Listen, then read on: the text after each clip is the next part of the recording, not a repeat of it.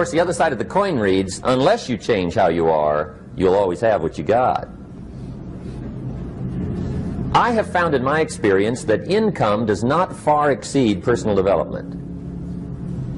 Now, sometimes income takes a lucky jump, but sure enough, unless you grow out where it is, it'll usually come back where you are. Life has strange ways. If somebody hands you $1 million, best you become a millionaire quickly, so you get to keep the money. Otherwise, sure enough, it'll disappear. Somebody once said, if you took all the money in the world, divided it up equally among everybody, it would soon all be back in the same pockets. Incredible. Success is something you attract, not something you pursue. Success is looking for a good place to stay. So instead of going after it, you work on yourself. Personal development. See, the major question to ask on the job is not what are you getting. The major question to ask on the job is what are you becoming? See, the big question is not what am I getting paid here. The big question is what am I becoming here? Because true happiness is not contained in what you get. Happiness is contained in what you become. So that's our major subject for tonight, personal development. Of all the assignments Mr. Schoaf gave me at age 25, this was probably the most difficult. In fact, I'm still working on this one. I think it's an unending challenge to see what you can become. The next subject is called Basic Laws. And it's good to study the basics. And I call these basics primarily because they come from the Bible. Now, I'm not a theologian or a minister, and that'll be apparent. But Mr. Schoaf taught me that the Bible was a good textbook for ideas and stories and success equations, how to live the better life. I found out that was true. He also taught me that the Bible is as practical as it is spiritual, and I found out that's true. If you look at your bank account and your income and you're not happy, there are several places in the Bible to check to see what the heck's wrong so you can make the changes. And we're going to cover some of those tonight, called basics. Okay, the next subject is my favorite, setting goals.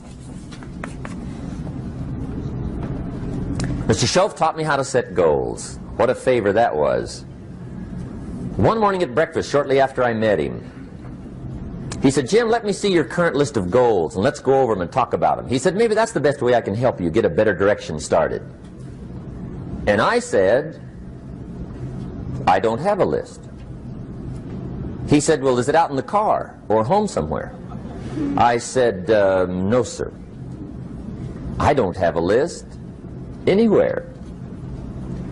He said, well, young man, that's where we got to start. He said, I can tell you right now, if you don't have a list of your goals with you, he said, I can guess your bank balance within a few $100s. Which he did. And that got my attention. I said, you mean my bank balance would change if I had a list of goals? He said, drastically. That day I became a willing student how to set goals. And sure enough, learning how to set goals changed my life. And I often wondered why no one had ever taught me how to set goals up until age 25. I went to high school, but if they offered it, I missed it. I went to college for a year, never heard it. I worked for Sears. Really. And to my knowledge, Sears never taught it. Right? How to set goals. So here I am, age 25, married, my family's starting, I've been to college, I'm working, and I still don't know how to set goals. But fortunately, when I was 25, I met the man who taught me how, and it revolutionized my whole life. Economically, socially, personally, it's incredible. So I want to share with you tonight what Mr. Schoaf shared with me, how to set goals. It can be a life changer. Okay, the next subject is the negative part of the seminar. Life is part negative, so we got to talk about the negative. And this subject is called diseases of attitude. Diseases of attitude. There's a lot of things that can wreck your chances to do well. We live in a rather dangerous world, so you got to be not only wise, you got to be careful. Now, attitude diseases are just as bad as physical diseases, right? High blood pressure, heart trouble. I mean, a lot of things will ace your chances to do well. So you've got to be careful. And attitude diseases are deadly. I mean, they'll destroy all the good things you start. Okay? So we'll go through those attitude diseases, how to spot them, how to look for them, what they are, and the cure. And I'm a pro on these because I've had them all, so I can give you excellent advice on these. Now, the last subject we're going to consider tonight is called the day that turns your life around. The day that turns your life around. And under this subject, we're going to talk about the emotions that can change your life. Human beings are emotional creatures, and emotions are powerful for life change. Now, of course, emotions are so powerful they can go either way on you. Emotions can either build or destroy. So you really have to employ emotions properly. We call civilization the intelligent management of human emotions. If you can intelligently apply your emotions in the right direction, no telling what can happen. Could turn your life around one day would be sufficient. So we'll talk about those. Okay. Now that's a lot to cover in one evening, but we'll keep at it here and see if we can't get it all done. I'd like to have you now jot down the theme of the seminar. Every seminar should have a theme, I guess. We've got one. It's on some of our literature if you happen to notice it, but if you didn't, for your notes, here it is. The theme of the seminar goes like this: the major key to your better future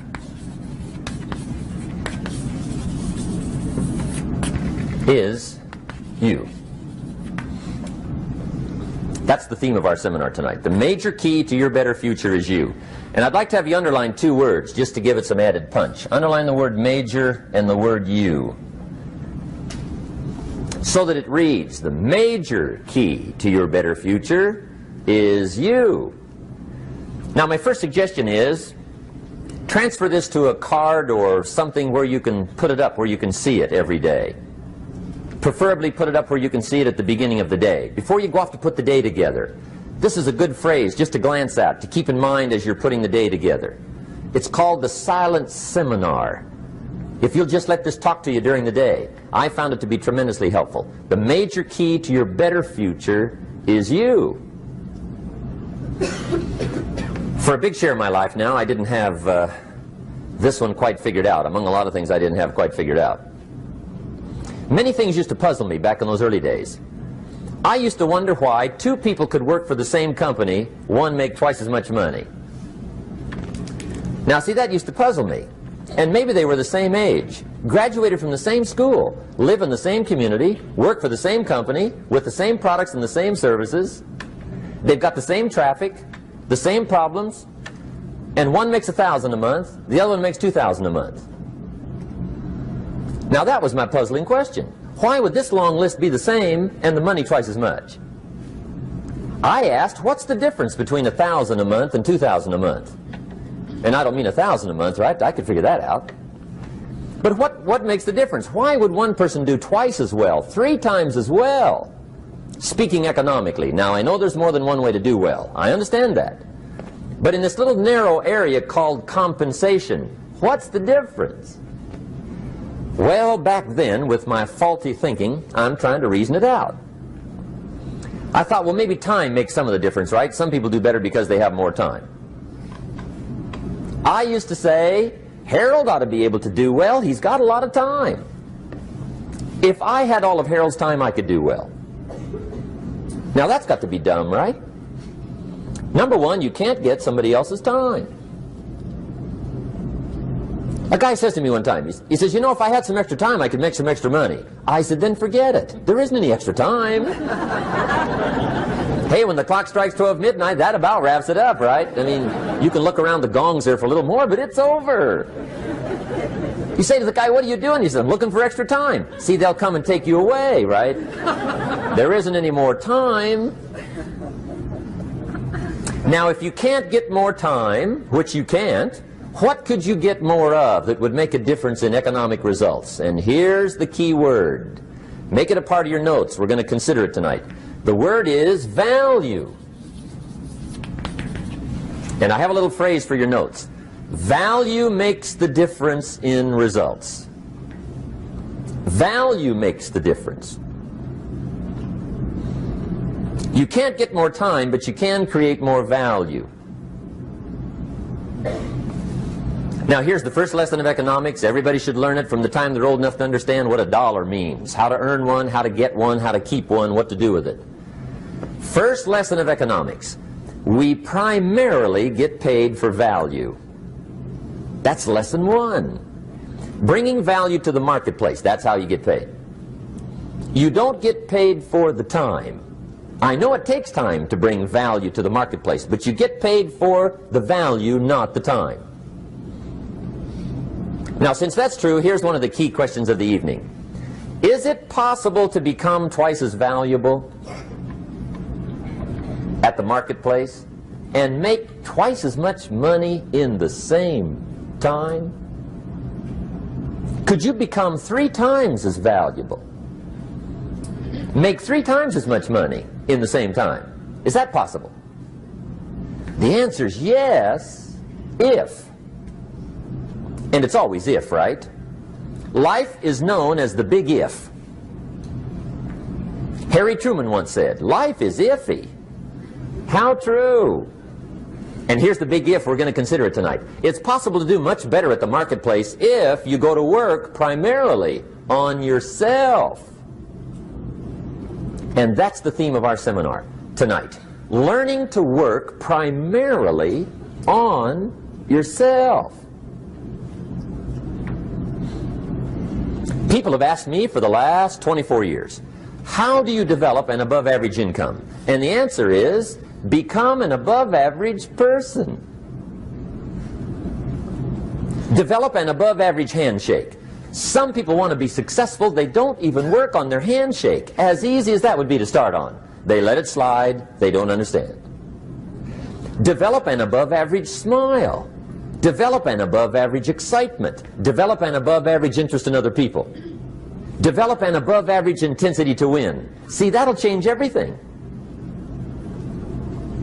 Probably one of the most frustrating experiences in life is looking for an above-average job with above-average pay without becoming an above-average person. It's called frustration.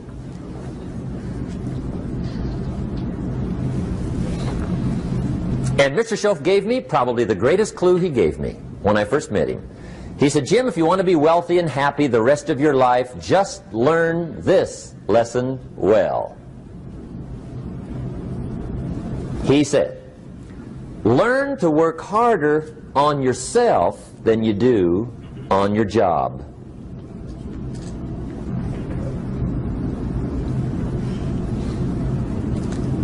Then Mr. Schoaf gave me probably one of the most important clues among so many things he taught me, but this was in those early days. Mr. Schoaf was very kind, but he was also very abrupt. And he had these interesting questions to ask. I'm giving him a little rundown one day on how things hadn't worked out for me. He said, Mr. Rohn, I've got the answer for you if you will listen carefully. And listen carefully I did that day and for the next 5 years. If somebody's wealthy and happy, you gotta listen. He said, Jim, I've only known you a short time. But he said, it's already my honest opinion that for things to change for you, you've got to change. That wasn't quite the answer I was looking for. But that's the answer he gave me, and I pass it along to you on this warm summer evening in Anaheim, California, 1981. For things to change for you, you've got to change. Otherwise, it isn't going to change.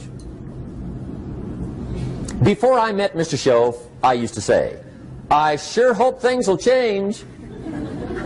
Right? That seemed to be my only hope.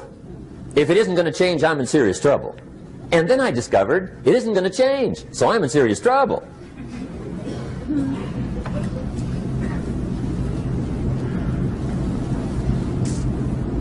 See, I can tell you what the 80s are going to be like. You have dropped into the right place. I did a seminar one time for Standard Oil executives and management in Honolulu. And we're having a conference one day on this big conference table. And one of them said to me, Mr. Rohn, you know some fairly important people halfway around the world. What do you think the 80s are going to be like? I said, gentlemen, I do know the right people. I can tell you. So they all listened very carefully. And I said, gentlemen, based on my wide experience, I can really honestly say to you, in my opinion, in the 80s, it's going to be about like it's always been. Aren't you glad you came? That's inside. I don't pass that around just everywhere. Now, of course, I said that to make a point, but I also said it because it's accurate. It's going to be about like it's always been. It isn't going to change. The tide comes in, and then what? It goes out. For 6,500 years that we know of, recorded history, and probably long before that. So it is not going to change. It gets light, and then what? It turns dark. 6,500 years. See, it's not likely to change. And we're not to be startled by that. If the sun goes down, the guy says, what's happened, what's happened? It means he hasn't been here long, I guess, right? It always goes down about this time. The guy says, well, I don't like that arrangement. Well, you got to talk to somebody besides me, right? It gets light, then it turns dark. In rotation, the next season after fall is what? Winter. Pray tell, how often does winter follow fall? Every year regularly for the last 6,500 that we know of. See, it is not going to change. Now, some winters are long, and some are short, and some are hard, and some are easy, but they always come right after falls. It isn't going to change. Sometimes you can figure it out, sometimes there's no way to figure it out. Sometimes it goes well, sometimes it gets in a knot. Sometimes it sails along, sometimes it gets in reverse. See, that's not going to change. The last 6,000 years reads like this: opportunity mixed with difficulty. That's how it reads. It isn't going to change. The man says, well, if it isn't going to change, how will my life ever change? Answer, when you change. And whether I'm talking to high school kids or business executives, my message is always the same. And it goes like this: the only way it gets better for you is when you get better.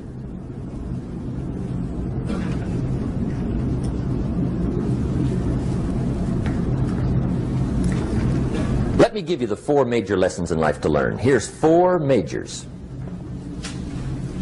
It's good to study the majors. In our weekend seminar we teach. Some people don't do well because they major in minor things. You've got to be on the lookout. At the end of every week, end of every month, you've got to check, make sure you're not spending major time on minor things. Okay, we go through that whole series. Majors and minors. Now, let me give you 2 phrases before we get to the 4 majors. This will set it up and you'll see where I'm going. 2 key phrases for your notes. Here's the first one. Life and business is like the changing seasons. That's the first phrase. Life and business is like the changing seasons. One of the best ways to describe life, it's like the seasons. Frank Sinatra sings, life is like the seasons. Now here's the second phrase. Very important. You cannot change the seasons, but you can change yourself. You can't change the seasons, but you can change yourself. And see, that's how life gets better for you, not by chance, but by change. Now here's the 4 major lessons in life to learn. I've got my first book finished, came out a couple of weeks ago. This is in it, the 4 major lessons in life to learn. Here they are. Number 1, learn how to handle the winters. That's lesson 1. They come right after falls, with regularity. Some are long, and some are short, and some are hard, and some are easy, but they keep coming. You must learn to handle the nights. They come right after days. You must learn to handle difficulty. It comes right after opportunity. You must learn to handle recessions. They always follow progressions. For the last 6,000. See, it isn't going to change. The lesson you must learn is how to handle it. And there's all kinds of winters, right? The winter when you can't figure it out. The winter when it all goes smash. The winter when it turns belly up. The winter when it won't work, when you've run out of money and you've got a broken heart. See, those are winter times. There's all kinds. Economic winters, social winters, personal winters. When your heart is smashed in 1,000 pieces and the nights are unusually long, your prayers seem to go no higher than your head. It's wintertime. Barbra Streisand sings, "It used to be so natural to talk about forever, but used to be's don't count anymore. They just lay on the floor till we sweep them away. You don't sing me love songs, and you don't say you need me, and you don't bring me flowers anymore." A song of winter. But see, the disappointments come. Those are normal. That's part of life. But the question is, how do you handle it? How do you handle the coming winters and the disappointments and the down times? Well, you can't get rid of January by tearing it off the calendar. But here's what you can do. You can get stronger, you can get wiser, and you can get better. The winters won't change, but you can. And that's how life changes for you. See, before I understood, when it was winter, I used to wish it was summer. I didn't understand. When it was hard, I used to wish it was easy. I didn't know. And then Mr. Schoaf gave me a part of his very unique philosophy when he said, "Don't wish it was easier, wish you were better." See, that triggered my whole life change. Don't wish for less problems. Wish for more skills. Don't wish for less challenge. Wish for more wisdom. That's the key. So that's lesson 1. Learn how to handle the winters. Here's lesson 2. Learn how to take advantage of the spring. That's the second one. Spring is called opportunity. And spring follows winter. What a great place for it. If you were going to put it somewhere, that'd be the place to put it, right after winter. And pray tell, how often does spring follow winter? Every year with regularity, 6,000. You can almost count on it. See, opportunity always comes. Days follow nights. Isn't that terrific? Opportunity follows difficulty. But here's what you must learn to do. Underline these 2 words in that key phrase. Take advantage. Underline those 2. You must learn to take advantage of the spring. See, just because spring rolls around is no sign you're going to look good come fall. You got to do something with it. In fact, you have to get good at one of 2 things in life. Planting in the spring or begging in the fall. Or get somebody to do it for you. See, those are about the only alternatives. Now here's what else you must do. Take advantage of the springs quickly, because there's only a few. Just a handful of springs have been handed to each of us. They don't come forever. Life is fairly brief. So you got to read every book you can get your hands on what to do with your springs while they're here. And take advantage, they soon run out. The Beatles wrote, "Life is so short." And for John Lennon, it was extra short. But life is brief. Elton John sings, "She lived her life like a candle in the wind." It's brief. So whatever you're going to do with your life, you got to get at it. Don't just let the springs pass. Here's the third major lesson in life to learn. Learn how to protect your crops all summer. You got to take care of what you start. Sure enough, as soon as you've planted your garden in the spring, the busy bugs and the noxious weeds are out to take it. And here's the next bit of truth. They will take it unless you prevent it. And that's the third major skill to learn. You've got to learn to prevent the intruder from taking all the good you start. It's one of the challenges. Here's 2 key phrases under number 3. First one, all good will be attacked. on this planet. Maybe not the next one we get to, but on this one, all good will be attacked. Every garden will be invaded. Not to think so is naive. And here's the second phrase. All values must be defended. Political values, social values, community values, family values, marriage values, friendship values, business values. Every garden must be tended all summer. Third major lesson. Now here's number 4. Fourth major lesson in life to learn. Learn how to reap in the fall without complaint. Learn to reap come harvest time without complaint. Take full responsibility for what happens to you. It's one of the highest forms of human maturity, accepting full responsibility. It's the day you know you've passed from childhood to adulthood, the day you accept full responsibility. And another note, learn to reap in the fall without apology. Without apology if you do well, and without complaint if you don't. That's maturity. I used to have that long list of reasons why I wasn't doing well. To explain. You got to explain, right? Otherwise you're going to look bad. I used to have this funny list called Reasons for Not Looking Good.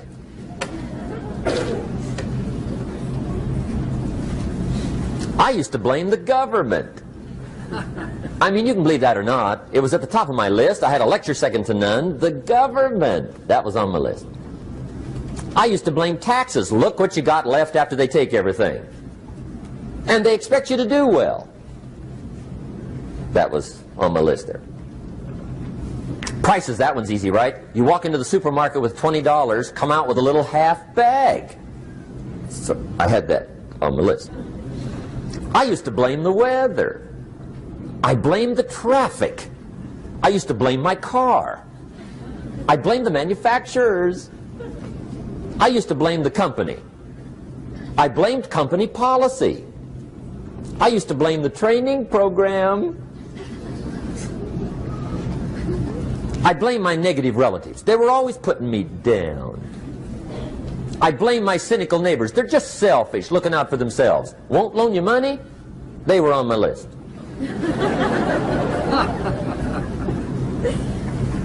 I used to blame the economy.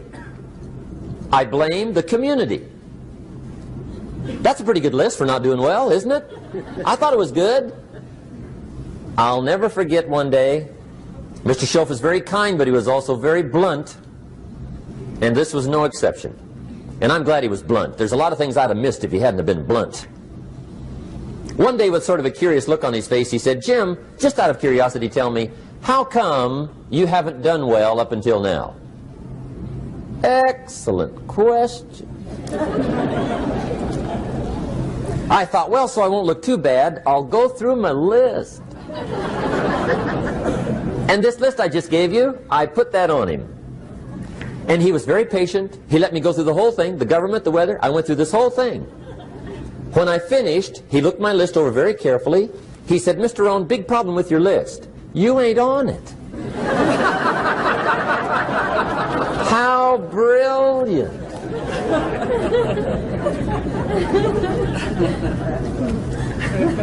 When I went to work for him a few months later, I learned very quickly to tear up my list, reasons for not doing well, and I threw it away. And I got me a fresh piece of paper. And I put one word on it. Me. There's a black heritage spiritual that says, "It's not my mother nor my father, nor my brother nor my sister, but it's me, oh Lord, standing in the need of prayer." See, I used to blame everything outside. And then let me give you a little philosophy that helped turn my life around. For your notes, here it is. It's not what happens that determines the quality or the quantity of your life. It's not what happens. And the reason is because what happens to about everybody.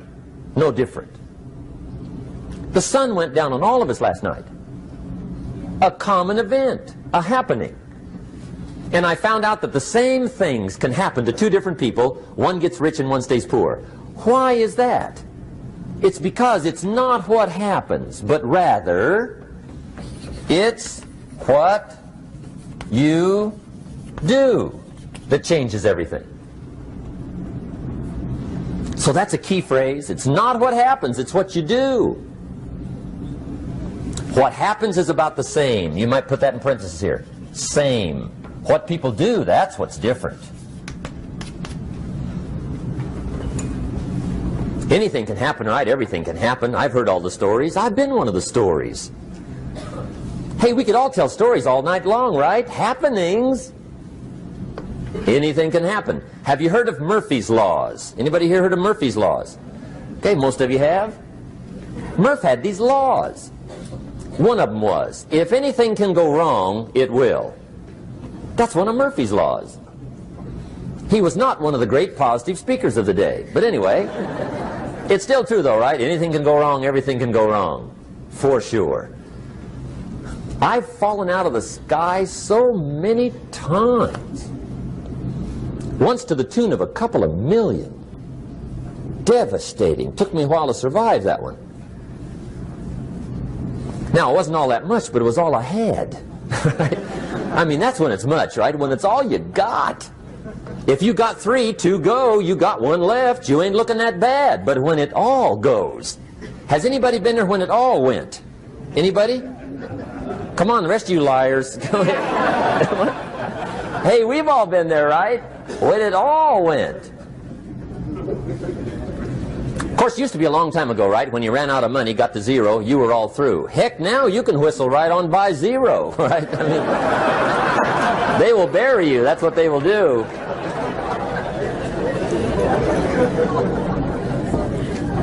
But see, those are the happenings, right? Everything can happen. Anything can happen. But it's not the happenings. It's what you do about it. Somebody says, yeah, but you don't understand the disappointments I've had. Come on. Everybody's had their share. Disappointments are not special gifts reserved for the poor. Everybody has them. The difference is what you do about them.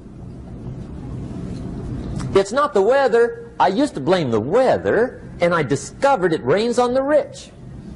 So see, that won't help. 2 men wake up one morning, there's a rainstorm on. One of them looks out his window, sees the rainstorm, and he says, wow, what a storm. With weather like this, they can't expect you to go out and make sales. He stays home. Same morning, the other guy looks out his window, sees the same storm, says, wow, what a storm. But he says, you know what, with weather like this, what a great day to go out and make sales. Most everybody will probably be home, especially the salesman.